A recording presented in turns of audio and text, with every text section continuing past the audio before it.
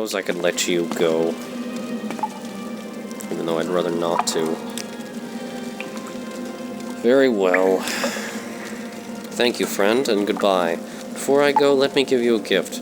They took everything, but I managed to keep these gloves hidden. I've always been fond of them, and their maker. Wear them in good health and in remembrance of me. Zenithar's Warning has been added to your inventory. Zenithar's Wiles has been added to your inventory. At least I got something out of it. Cast when used. Demoralize humanoid, creature, silence, and blind. 10 seconds. Charm 1 to 50 points for 5 seconds on touch. Very valuable magical gloves.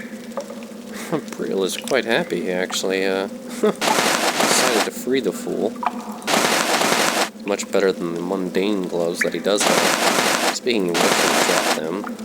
Considering he needs to save weight.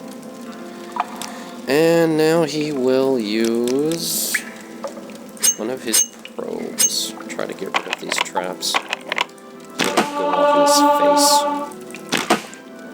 face. Since he doesn't apparently know a spell and he doesn't use traps. Clay pot extravagant belt. Ah yes, he'd put that on. Corpse Preparation Volume 3. Oh, perfect.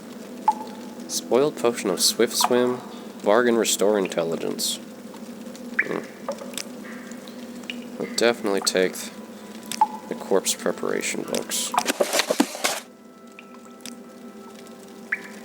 And 400 gold, very nice. But now he's too heavy again. Seems to be a recurring theme here. Oh, he doesn't like this one. Just drop that. And his belt. I suppose that's all that's left now. Are these books. The Final Lesson and The Warrior's Charge. Let's read them. Enchant skill goes up. The Final Lesson by Agrothis Goth. How long is this? 12 pages. It is time for you to leave your apprenticeship here, said the great sage to his students, Taksim and Vongeldak. So soon, cried Vongeldak, for it had been a few years since the training began. Are we such poor pupils? We have learned much for you, master, but you have no more to teach us, Taksim asked. You have told us many tales of great enchanters of the past. Can't we continue to learn until we've reached some kind of level of their power? I have one last story for you, smiled the great sage.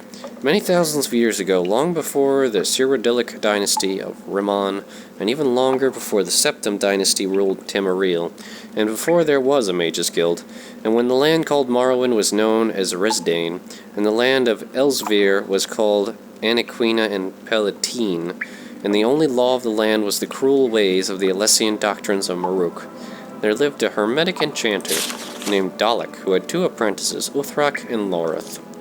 Uthrak and Lorith were remarkable students, both equally assiduous in their learning, the pride of their master. Both excelled at the arts of the cauldron, mirror castings, the infusion of spiritus into mundus, and the weaving of air and fire. Dalek was very fond of his boys, and they of him.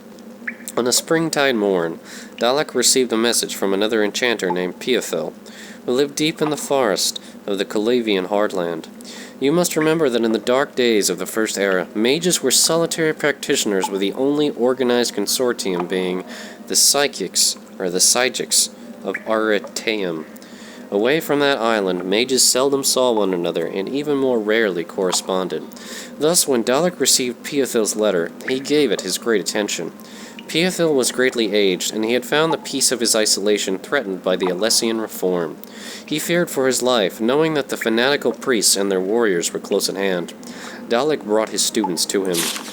It will be an arduous and perilous journey to the Calavian estates, one that I would fear partaking even in my youth, Dalek said. My heart trembles to send you 2 forth to Piathil's cave, but I know that he is a great and benevolent enchanter, and his light must continue to burn in the heart of the continent if we are to survive these dark nights. Uthrak and Lorith pled with their teacher not to order them to go to Piathil.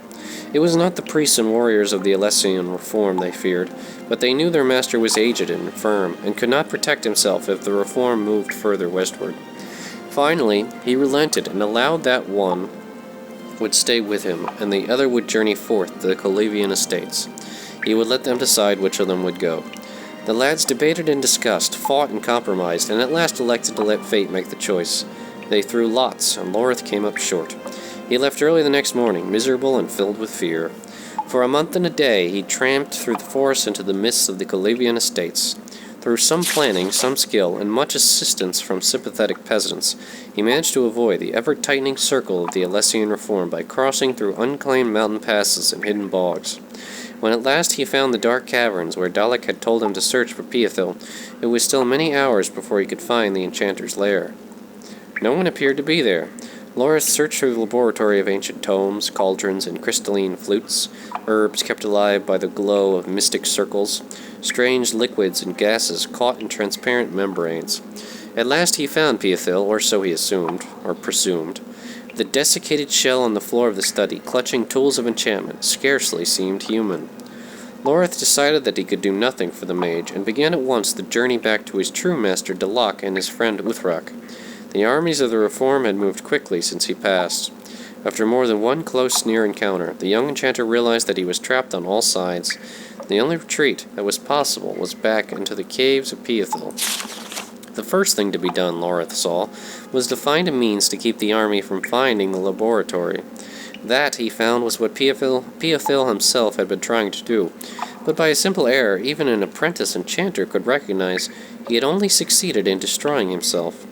Lorith was able to take what he had learned from Dalek and apply it to Piathil's enchantments quite successfully. The laboratory was never found, or even detected by the Reform. Much time passed. In the 480th year of the First Era, the great Aiden Direni won many battles against the Alessian horde, and many passages and routes that had once been closed were now open. Lorith, now no longer young, was able to return to Dalak. When at last he found his way to his master's old hovel, he saw candles of morning lit in all the trees surrounding. Even before he knocked on the door and met his old fellow student Uthrak, Lorith knew that Dalek had died. "It was only a few moments ago," said Uthrak, after embracing his friend. "He talked of you every day of every year you were away. Somehow he knew that you had not preceded him to the world beyond. He told me that you would come back." The gray-haired man sat before the fire and reminisced of the old days. The sad truth was that they both discovered how different they had become. Uthrak spoke of carrying on the master's work, while Lorith described his new discoveries. They left one another that day, each shaking his head, destined to never see one another again. In the years ahead, before they left the mortal world to join their Greek teacher Dalak, they both achieved their desires. Uthrak went on to become respected, if minor enchanter, in the service of Clan Direni. Lorith took the skills he had learned on his own, and used them to fashion the Balak Thurm, the Staff of Chaos. My boys, the lesson is you have to learn from a teacher to avoid those small but essential errors that claim the life of such self-taught enchanters as Piathil. And yet the only way to become truly great is to try all the possibilities on your own. Abreel would actually find that rather inspiring. And the warriors charge. Conjuration increased. An old poem of the Red Guards. Very short. And the stars sung far-flung tales, wreathed in the silver of Yakuta fair, of a warrior who, arrayed in hue sails, his charges through the serpent snare. And the Lord of Runes, so bored and so soon, leaves the ship for an evening's dare, perchance to wake the coiled snake, to take its shirt of scales to wear. And the Lady East, who every beast, asleep or a prowl can arouse a scare, screams as her eye, a light in the sky, a worm no goodly sight can bear. And the mailed steed adjoins the deed, not to be undone from his worthy share, rides the night toward scale bright, leaving the seasoned warrior's care. Then the serpent rose, and made stead to close. The targets lay plain and there, but the warrior's blade the snake unmade, and the charges wonder no more, they swear. Interesting. Definitely keep both of these texts. I rather enjoyed them both. And he still is encumbered now. Ugh. What to get rid of?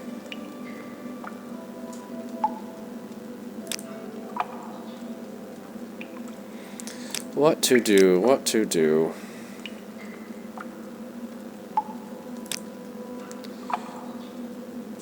I suppose he could get rid of these silly shoes.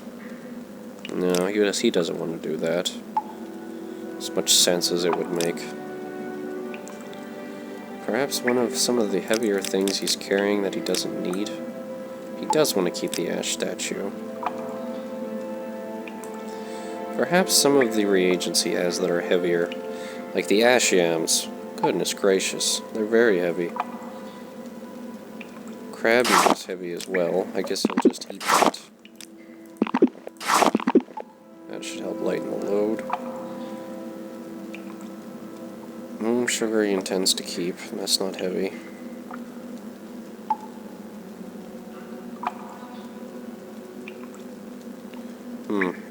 Asham. Have to find a use for that. Fortify intelligence, strength, resist common disease. Mix it with bloat.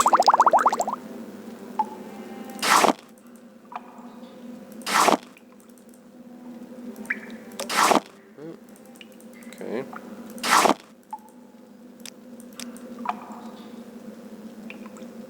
Fortify personality? No, that wasn't one.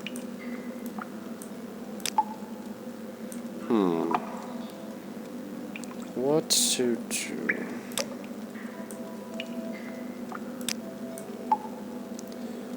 Fortify Magicka? No.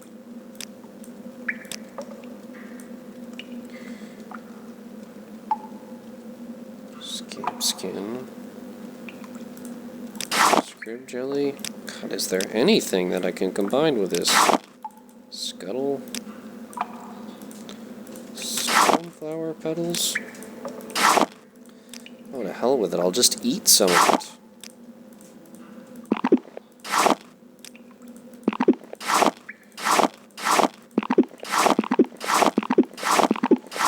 Alright, eating his way to low encumbrance.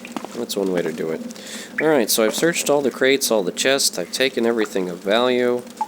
I'm still actually able to move. What an accomplishment.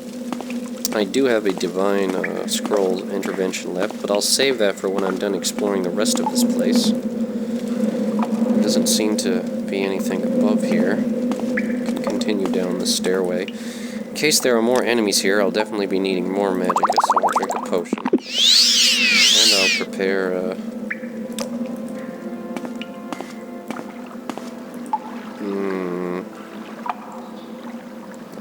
lightning storm. Just in case.